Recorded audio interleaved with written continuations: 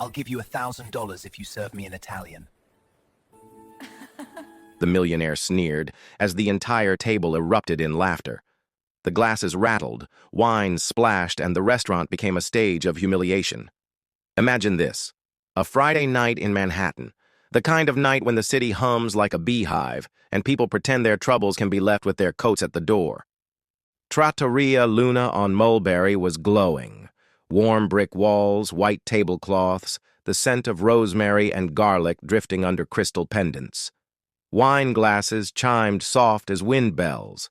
On the center banquette sat a table of executives who acted like the room belonged to them: 4 navy suits, a constellation of steel watches, and one smile too sure of itself. Eric Whitman, hotel investor, magazine cover rich, that brand of handsome money buys you when time has been your obedient dog, was holding court. He didn't speak to be heard, he spoke to be watched. But before we go on, we'd love to know, where are you listening from? Follow our channel so you don't miss a single story.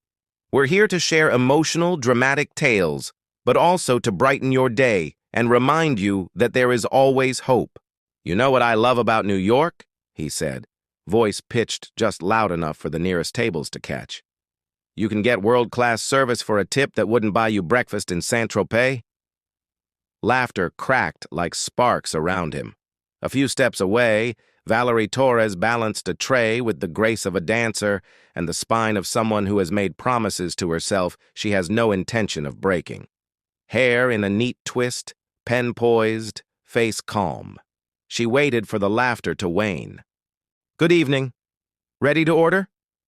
Her tone was smooth, professional, a satin ribbon pulled tight. "Sure, sweetheart," Eric said, not looking up right away. "But first, how much of what I'm saying do you actually understand?" Valerie didn't answer. She dotted her order pad with a tiny check mark, the polite smile never leaving her lips. "See?" he told his friends, lips curving. "I talk. It barely lands. That's why some people never get far in this town." From the marble-topped bar, Camille, front-of-house manager with sharp eyes and a softer heart, watched, uneasy. She knew that name, Whitman. He'd been pouring tens of millions into a new luxury hotel a dozen blocks away. The kind of man whose complaint could make good people vanish from payrolls by morning. Valerie inhaled quietly. In her head, another voice, her little brother's Matthew, echoed from earlier that morning. "You taught me my first words in Italian, Val. You're the best teacher ever." He still forgot to pack his lunch. She still pretended not to notice, so he wouldn't feel bad when she slid a sandwich into his backpack. "Would you prefer red or white wine this evening?" she asked, steady. Eric looked her over, amused by how unshaken she seemed. "Whichever you can pronounce," he said, laughing too loudly. A few diners shifted in their seats. One of Eric's partners dropped his gaze to the table, shame faint as dust. Valerie held the line, posture perfect, expression soft but unyielding. Not tonight, she told herself. Dignity is not a luxury item. Eric swirled his Barolo, enjoying the echo of his own power. "Actually," he said, leaning in just enough that everyone could hear him, "let's make this fun." She met his eyes. "Fun, sir? A bet." He set the glass down with a click that felt like a countdown. "I'll give you $1,000 if you serve me, in Italian." The table erupted again. A couple near the window glanced over. Even the violinist in the corner paused mid-phrase, bow hovering. Valerie lowered the tray to the service stand with the same care you'd use, laying down a crown you never asked to wear. Candlelight caught in her eyes. The room's temperature seemed to rise and fall at once. Camille's lips pressed into a line. "Please don't take the bait," her eyes begged. Eric waited, hungry for the flinch he'd ordered like a side dish. Valerie stepped forward. When she spoke, her voice was a warm thread pulled clean through heavy cloth. "Va bene, signore. Se è quello che desidera." "All right, sir, if that's what you want." The laughter cut out like a light. No one moved. The clink of ice somewhere near the bar felt indecently loud. Eric's smile fixed, a portrait cracking at the edges.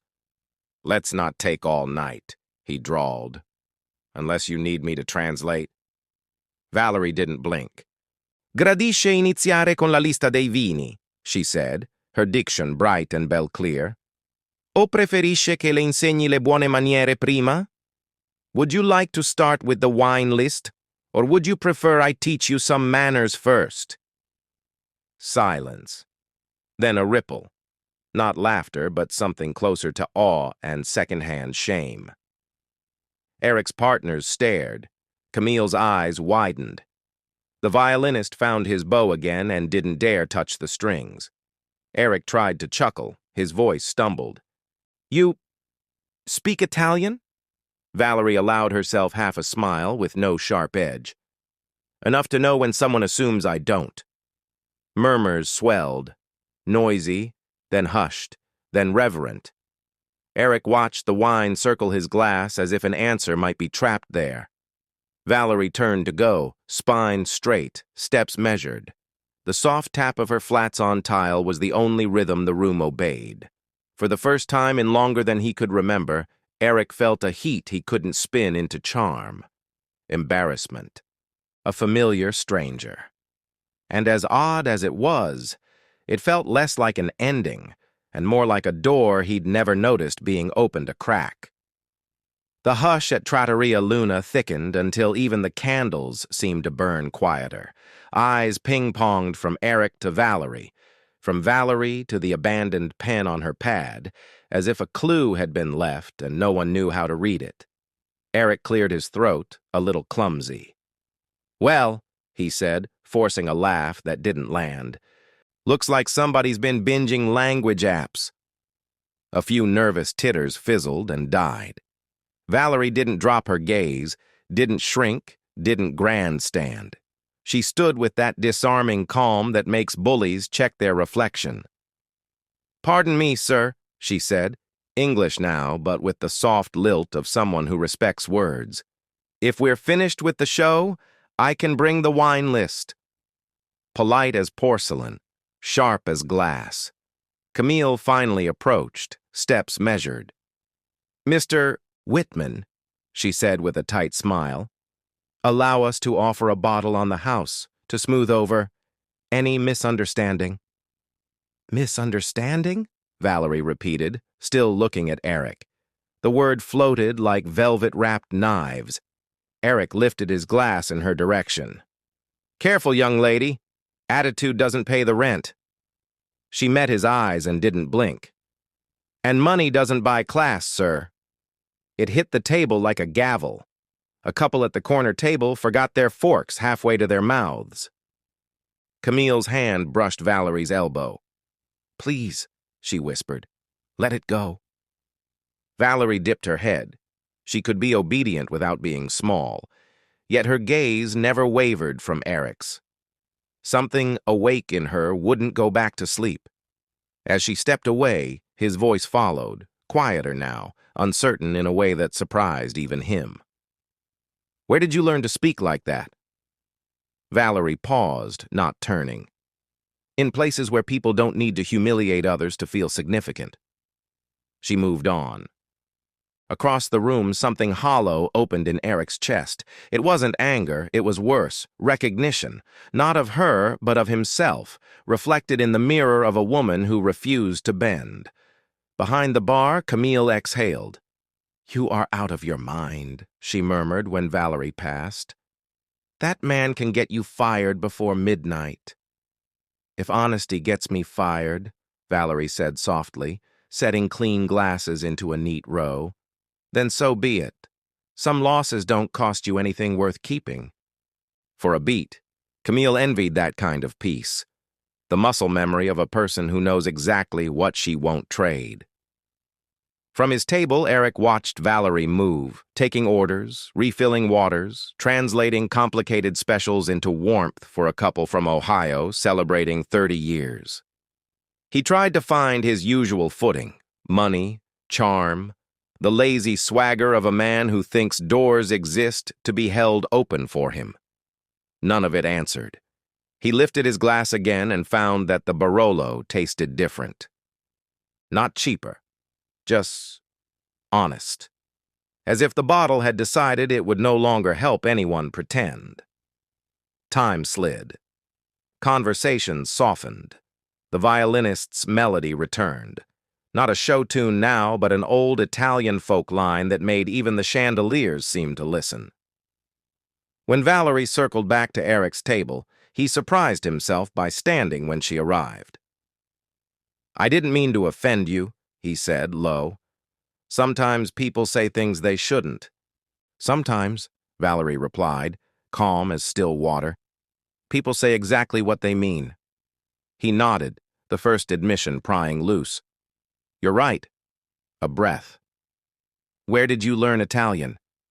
"At CUNY. Hunter," she said, neutral. "Italian literature minor, before I took this job." She didn't add why she had to leave school. Some truths you don't hand over in a room full of open mouths. Eric frowned, a thought crossing his face he didn't know how to wear. "I wouldn't have guessed." "No one does," Valerie said. "I don't talk about it." A silence settled between them that wasn't hostile, just dense, like air before rain. The door chimed. New guests stepped in on a wave of autumn air and street noise. Valerie dipped her head and slipped away to greet them. Eric watched her go, the axis of his evening tilted. Respect was a strange weight, new and not unpleasant. He didn't taste the tiramisu.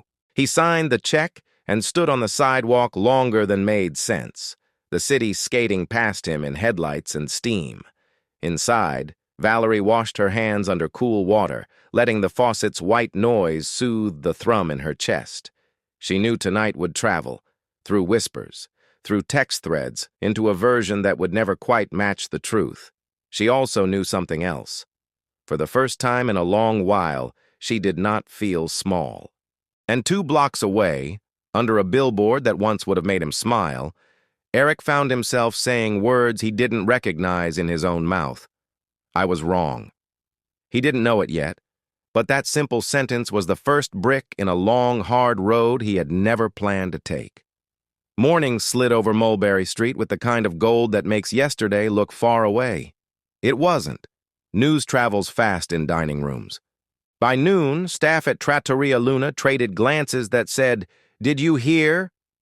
And guests leaned in to whisper, "That investor got shut down by the waitress." In Italian. Valerie tied her apron tighter, the knot steady. She set a brioche and a banana into a small paper bag she kept for Matthew's after-school snack. "Grazie, Val," he'd said on the phone before class. "Today I'm going to practice per favore." "Bravo," she'd answered. "Words can build or break. Choose the ones that build." By 2 o'clock, a black town car slid to the curb like a shadow deciding to sit down. Eric Whitman stepped out alone. No entourage, no laugh track. Sunglasses that tried to do a job they weren't strong enough to do. Camille caught Valerie near the espresso machine. "Do you want me to take his table?" Valerie glanced at the door, then back to her tray. "No." She lifted her chin a degree. "I'll be fine." Eric asked the host for a corner seat away from the window. When Valerie approached, he stood as if his body remembered a lesson his mind was still learning. "Good afternoon, Mr. Whitman. What can I get you?" "Just a black coffee," he said, "and a conversation, if that's not too much." "That depends on the subject." "Yesterday." He exhaled, surprised by how much it cost him to push air out. "How you managed to turn a whole dining room into a mirror in 5 seconds." She set a demitasse on the linen. "I didn't do anything special. I spoke your language. You chose how to use it." He nodded. "You're right." He tried the coffee, no sugar, as if sweetness would be cheating. "Where'd you learn Italian?" "Hunter College, Italian lit minor, Dante before dish pits." "I wouldn't have guessed," Eric said softly. "No one does. I don't advertise what I can't finish yet." The yet landed like a small, stubborn flag planted on a mountain most people never see. A breeze pushed through the entry as a couple stepped in from the street, bringing with them the perfume of rain-touched pavement. Valerie welcomed them with the gentleness of someone who knows how to braid hospitality into dignity. From his corner, Eric watched without the old entitlement. Something quieter nested under his ribs. Respect, with a thorn of regret. He pulled out his phone, thumb hovering, then put it face down, as if even his screen needed to practice better manners. Hours later, in an office 20 floors above Soho, he did the thing money teaches you to do before you know better. "Find me what you can on a server named Valerie Torres at Trattoria Luna," he told his assistant. Business reason? A beat. Personal. By sundown, a thin dossier arrived. City University transcripts, Italian minor, scholarship terminated. Mother's obituary 2 years back. Legal guardianship of one minor, Matthew Torres, age 11. Eric read each line twice, then dragged the file into the digital trash, because now that he had it, he didn't want it. The knowledge felt stolen. He told himself it was curiosity. It tasted like intrusion. He went back to Luna. The evening crowd moved like constellations. First dates, anniversaries, a solo diner reading under a pendant lamp. The violinist tried something old world and tender. Valerie floated between tables with that quiet, exacting grace that makes a place feel like church without the sermon. When she reached him, her smile was professional, her distance measured with a jeweler's eye. "The usual?" "Yes," he said. "And I owe you an apology." "For yesterday?" "For yesterday and for today," he swallowed. "I asked for information I had no right to. You didn't offer it. I shouldn't have taken it." Her pen stilled. For a heartbeat, her eyes flashed. Not fury, not fear. Hurt, clean and immediate, like cold water. "You're right," she said. "You had no right. I'm sorry. Don't try to clean your conscience with me, Mr. Whitman. That's not my job. I'm not asking you to fix me." He lowered his voice. "I'm asking to listen, to understand who you are beyond the tray and the table number." She studied him, really studied him, like a page whose font had finally been resized to human. Whatever she saw steadied her tone. "There isn't much to tell. Life taught me Italian. Life taught me silence." He gave a small, rueful smile. "And somehow your words are worth more than anything I've said in years." She pivoted to the next table, but her breath caught the tiniest bit. It was not forgiveness. It was recognition of effort, which is a different kind of kindness. When the check came, Eric tucked the exact cash inside, and beneath it, a folded note. "Non tutte le lingue si parlano con parole."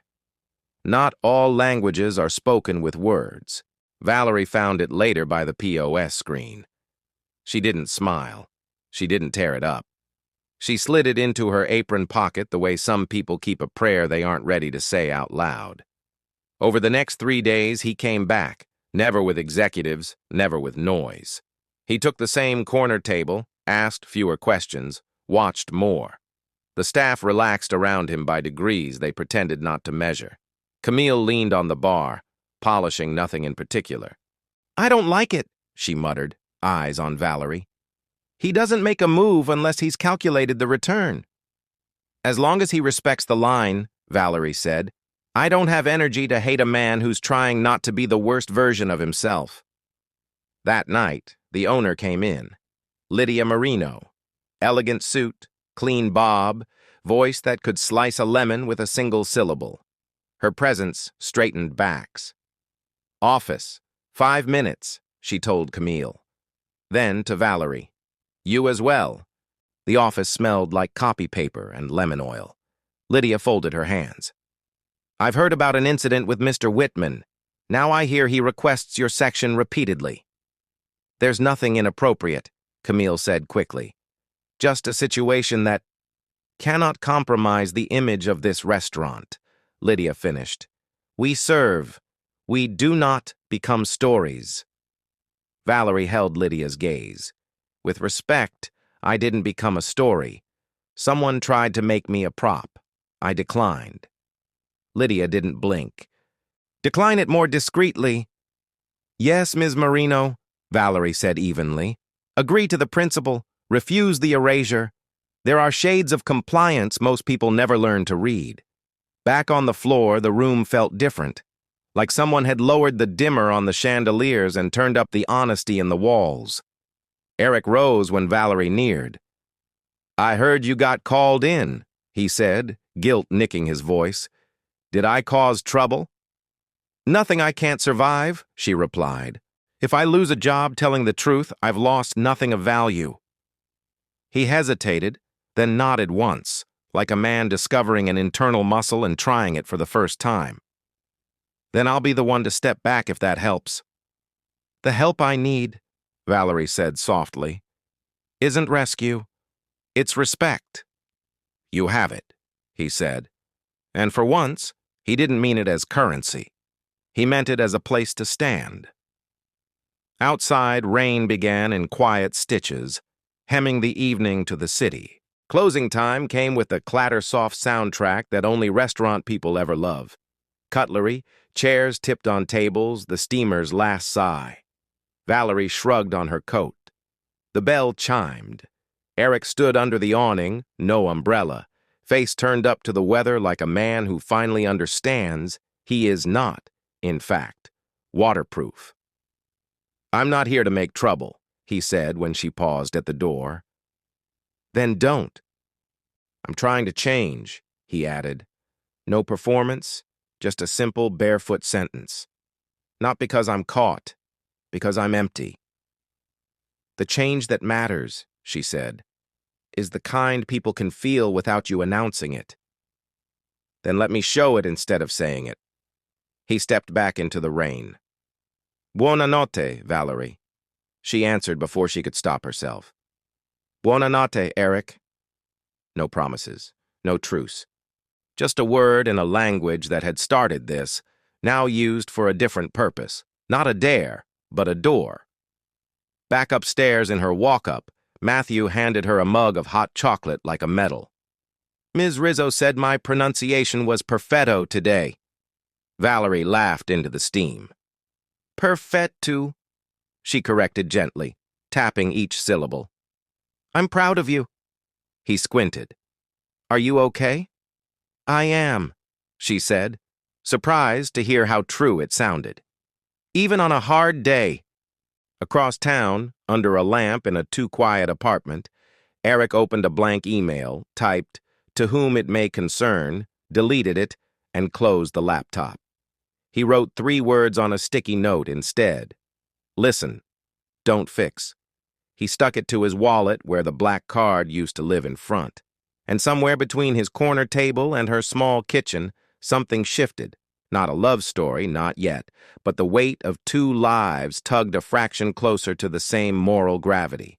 Morning cracked open over lower Manhattan with a brightness that lied about how ugly the day was about to get.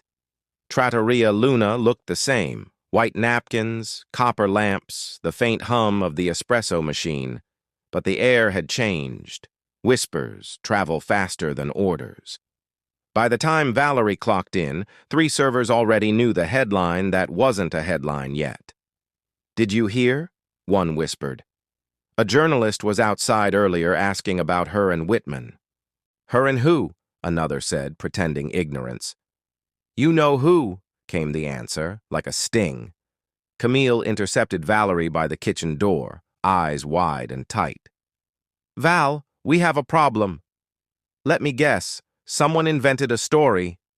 Worse, someone took one. She handed her a phone. On the screen, a photo, slightly blurred but intimate enough to cause damage. Valerie and Eric under the restaurant's awning last night, the rain like silver strings around them. He was saying goodnight. She was halfway turned, listening. To strangers, it looked like something else. Where did this come from? Valerie asked, voice low but hard. Online gossip column, Camille said. They're spinning it like you're involved with him. Mystery woman from Mulberry Street, they called you. Valerie set the phone down like a plate she refused to touch. Unbelievable. Camille nodded grimly. Ms. Marino's already seen it. She's furious. 10 minutes later, Valerie was standing in Lydia Marino's office again. The photo glared up from the desk between them. Explain this, Lydia said, crisp, cold. There's nothing to explain. We were talking. He left. Do you understand how this looks? Lydia's tone was like glass being cut. Eric Whitman owns half of Soho, and you look like a scandal waiting to happen. I can't control how people lie, Valerie said quietly. No, but I can control who represents my restaurant. The words landed like ice water. You're firing me. I'm protecting our reputation, Lydia folded her arms. Yours, if you're smart enough to see it that way. Valerie swallowed, the air thick in her throat. Reputation built on fear isn't worth keeping. Think carefully before you make this harder, Lydia warned. But Valerie didn't have time to answer, because the door swung open without a knock. Then maybe you should start protecting the truth instead, said a voice from the hall. Lydia froze. Camille, behind him, looked like she might faint. Eric Whitman stood in the doorway, raincoat unbuttoned, no pretense left in his expression. For once, he didn't look like a man who owned anything. Mr. Whitman, Lydia stammered. I wasn't expecting. I can see that. He stepped inside. His presence changed the temperature of the room. I heard what's happening. Whatever problem you have with Ms. Torres is my responsibility. Lydia's composure cracked at the edges. With respect, sir, this is an internal... This restaurant, Eric interrupted, voice like quiet thunder, is part of my investment group, as of last week. Camille's jaw dropped. Valerie blinked, stunned. So, Eric continued, any issue regarding her employment is now my concern. And here's my decision. She stays. End of discussion. Lydia's eyes darted between them. You can't. I can. His tone softened, not for her, but for Valerie. Because no one else here is going to do to her what I once did. Silence filled every corner. Camille's throat worked like she wanted to speak, but couldn't. Valerie stepped back, trembling, not from fear, but confusion. I didn't ask for this, she said, voice breaking. I know, Eric said, but you shouldn't have to keep fighting alone. It was the first time anyone had ever defended her in public, and it felt both liberating and unbearable. Lydia exhaled sharply, defeat in her posture. Very well, Mr. Whitman, she stays. She turned to Valerie. You're off the schedule for tonight. Come back tomorrow when things are calmer. When the door shut behind Lydia, the silence left between them was heavier than before. Valerie's eyes met Eric's. You shouldn't have done that. I had to. No, you didn't. I don't need saving. He shook his head. It's not saving. It's owning what I broke. She stared at him, torn between gratitude and anger. You can't undo humiliation by buying redemption, Eric. That's not how it works. I'm not buying it, he said softly. I'm earning it, one decent choice at a time. For a moment, neither of them moved. Then Valerie whispered, almost to herself, You really are trying to change. I'm trying to be someone who doesn't need to try. Outside, the rain had started again, gentler this time, like a second chance whispered through puddles. Eric turned to go, pausing at the door. You once told me that words can destroy or build. I'm still learning which ones build. Then learn quietly, she said, but her voice had lost its edge. He smiled faintly. Quiet's a good place to start. He left without another word, stepping into the drizzle. Valerie stood there, hand still on the doorknob, heart a storm she refused to name. From the window, Camille watched him walk away. Val, he looked different today. He is different, she murmured, but that doesn't mean I trust him. The city outside hummed with the rhythm of rain and traffic. Valerie grabbed her bag and stepped out under her small umbrella. Her reflection followed her in every shop window, wet hair, tired eyes, the faint trace of pride she hadn't lost. Halfway home, she noticed a black car idling across the street, the same one from before. The driver rolled down the window just enough to call out. "Ms. Torres?" "Yes." "This is for you." He handed her a sealed envelope, cream paper, handwriting clean and deliberate. When she got home, Matthew was on the couch, his school books scattered like fallen cards. "You're home early," he said, grinning. "Yeah," she said softly. "Storm's coming."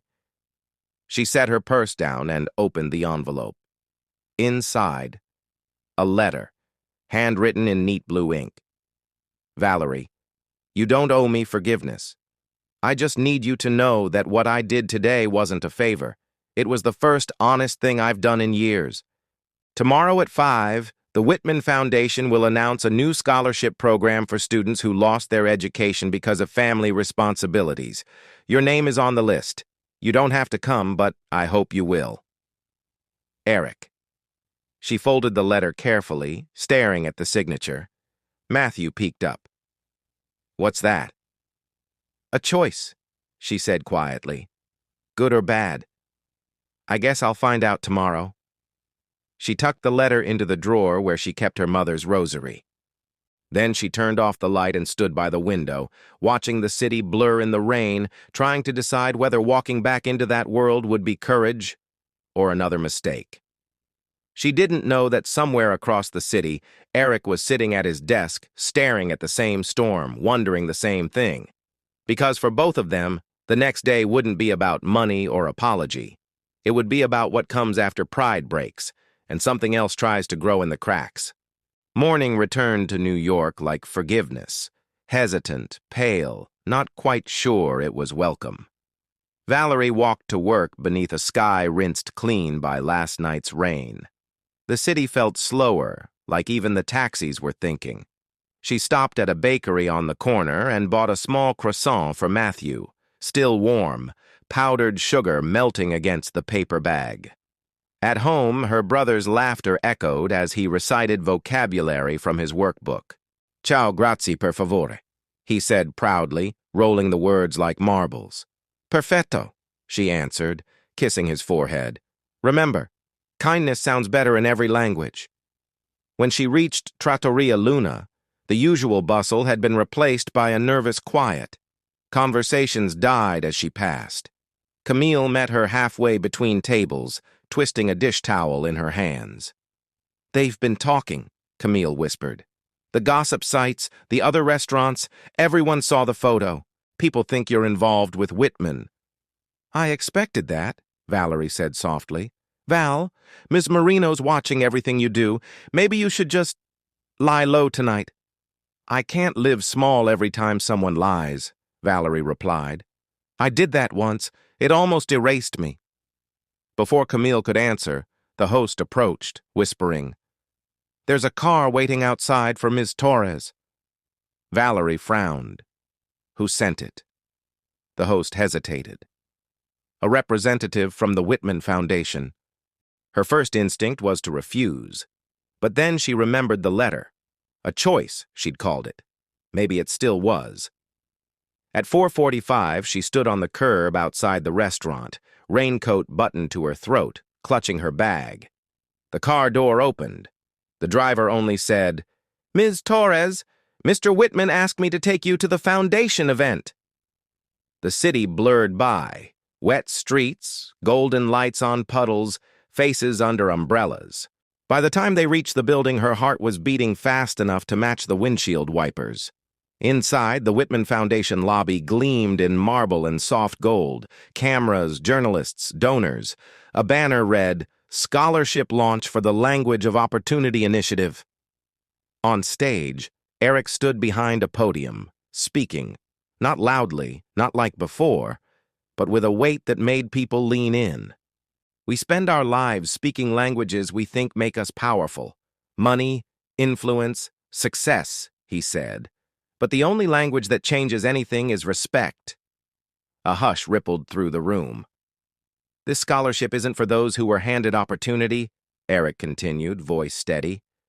"It's for those who built it from scraps, who kept learning when life told them to stop." He lifted a gold envelope. The camera lights caught the movement like a promise. "Our first recipient reminded me what dignity sounds like. She spoke it fluently when I couldn't even recognize it." He paused. "Please welcome Ms. Valerie Torres." The applause began like rain on glass, soft, uncertain, then grew until the room was full of it. Valerie froze near the back doors, Camille's voice in her ear from somewhere behind. "Go on, Val. That's your name." Her legs felt heavy as she walked toward the stage. Cameras flashed. For the first time in her life, every eye in the room was on her, and none of them were laughing. Eric stepped down from the podium, holding the envelope toward her. His hands trembled slightly. She could see it. He was nervous. Not about money or reputation, but about being seen truthfully. When she reached him, she didn't take the envelope right away. "I didn't do anything to deserve this," she said under her breath, "just for him." "Yes, you did," he replied quietly. "You reminded me of what can't be bought." She accepted the envelope, hesitant, unsure, but the applause swelled again. From the crowd, Lydia Marino clapped too, her expression unreadable. Even she knew when she'd misjudged someone. Eric stepped aside as Valerie faced the audience, not because she wanted attention, but because she understood what this moment meant for every person who'd ever been told to keep their head down. "I'm not used to microphones," she began, voice small but clear. "So I'll just say this. Education changes everything. But respect changes everyone." The words hung in the air like a soft hymn. The applause that followed wasn't polite. It was real. People stood. Even the cameramen paused. When she left the stage, Valerie felt her knees tremble, not from fear, but from release. Camille met her halfway, whispering, "You did it, Val. You turned humiliation into history." She smiled, barely. Maybe just a footnote. Outside the foundation building, the air smelled of wet asphalt and second chances. Valerie stood under the awning, breathing. She didn't hear Eric approach until his reflection appeared beside hers in the glass. "I didn't think you'd come," he said. "I didn't think I would either," she admitted. "But I wanted to see if your change was real." "And?" "I think you're learning the right words now," she said softly, "and using them for the right reasons." He looked down at her, that once arrogant grin replaced by something quieter. "I'm trying to. Not for redemption, for peace." She nodded slowly. "The change that lasts isn't loud." "No," he said, "but sometimes it echoes." They stood like that for a while, watching the reflection of the city in the glass, the traffic, the blurred colors, the wet sidewalks glowing with streetlight. Two people from different worlds who'd finally found a sentence they could share without translation. He turned toward her then, not to offer anything, not even his hand, just a simple, honest promise in his eyes. "You'll go back to school?" "I will," she said. "But not because of your scholarship, because of my own dream." "That's the best answer I could have hoped for." She half smiled. "Then maybe you're finally learning how to listen." He chuckled softly. "Maybe." The sound was warm, humble, human. When she walked away, the envelope in her hand felt lighter than it should have. Not a reward, but a symbol. Proof that even arrogance could learn to bow. Eric stayed under the awning, watching her disappear into the crowd. He didn't call her name. He didn't chase her. Some stories don't need to end in confessions. They just need to end in clarity. And as he turned back toward the building, a journalist brushed past, microphone raised. "Mr. Whitman, what inspired you to start this program?" He thought for a second, then smiled faintly. "A woman who taught me that the best way to say thank you is to change." It wasn't a headline, but it was the truth. The night pressed gently against the city, turning glass towers into mirrors. Valerie walked home through the whisper of passing cars, the scholarship envelope still clutched to her chest. The words printed inside were formal: numbers, conditions, dates. But to her, they sounded like a heartbeat, not Eric's redemption, her own restart. When she opened the door of their apartment, Matthew ran to her barefoot, school notebook in hand. "Val, look! I got a perfect score on my English test!" She laughed, dropping her bag and kneeling to hug him. "That's amazing, Maddie. My teacher said I sound like a New Yorker now." She kissed his cheek. "Then you're learning fast. Never stop, okay?" He nodded, noticing the envelope. "What's that?" "Something that means I get to study again," she said softly. "Maybe teach someday." "Really? Really?" He squealed and threw his arms around her. "Mom would be so proud." Valerie held him tighter, the words striking deep. "Yes," she whispered. She would. That night, after Matthew fell asleep, she stood by the window with a mug of tea, the city flickering beyond. Across the street, a black car idled again, headlights soft, patient. She almost smiled. "You really don't give up, do you?" Downstairs, Eric stepped out of the car without his usual coat or entourage. He looked different, still composed, but stripped of the sheen that once wrapped him like armor. When Valerie opened the door, he spoke quietly. "I'm not here to interfere. I just wanted to say thank you for coming today, for listening." She leaned against the doorway. "And for forgiving you?" He shook his head. "That's not mine to ask for. Some things we have to forgive ourselves before anyone else can." She nodded slowly. "Maybe you're starting to understand." He smiled, small and real. "I'm trying." "You're still learning, Eric," she said. "But that's the good part. Learning means you're not done." "I hope not." He handed her a small folded note. "This isn't a favor, just something I wrote for the speech and never used." She opened it after he left. It said, "Respect is not a word we speak. It's the silence we leave for others to stand in." Valerie closed her eyes, exhaling. That was enough. The man who once mocked her accent had learned to speak her language. Not Italian, not English, but humility. Trattoria Luna buzzed again. Tourists, laughter, the clink of wine glasses. Valerie moved through it with calm precision. Her name was cleared. Even Lydia Marino had stopped pretending not to be impressed. Camille approached, a grin tugging her mouth. "Guess who's on the cover of the Times lifestyle section?" Valerie froze. "Oh, no." "Oh, yes." Camille slid her phone across the counter. The headline read, "The Waitress Who Taught Manhattan's Millionaire a Lesson in Class." Valerie groaned. "Please tell me they didn't use that photo." "They didn't," Camille said, smiling. "They used the one from the foundation, when you were on stage. You looked like you owned the world." Valerie shook her head.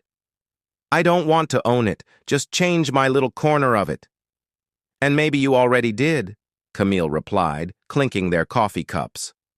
Eric stood in his penthouse, the city stretching like a confession outside his windows. The applause from the event still echoed faintly in his mind, but he didn't crave it. He'd learned applause was just another way of people saying, "We saw you," not "we understand you." He picked up his phone, typed a message, erased it, then tried again. "Thank you for reminding me that real success isn't measured in profit, but in peace." He didn't send it. Some gratitude doesn't need to travel. It just needs to be felt. On his desk sat an open journal. The first page was blank except for 3 words written in neat, deliberate script. Respect, dignity, hope. He looked at them for a long moment, smiled faintly, and closed the book. Leaves turned gold on Mulberry Street. Valerie, now wearing a light gray coat and carrying a stack of textbooks, walked out of Hunter College's admissions building. She had re-enrolled, literature and linguistics. Camille had cried when she told her. Matthew had drawn her a picture that said, Professor Val. As she passed the restaurant, the smell of garlic and rosemary followed her like an old song. She paused, watching through the window, the same table, the same glow, but new faces laughing where an old wound once lived. Her reflection caught hers in the glass. The same woman, different spine. Not bitter, not broken, just whole.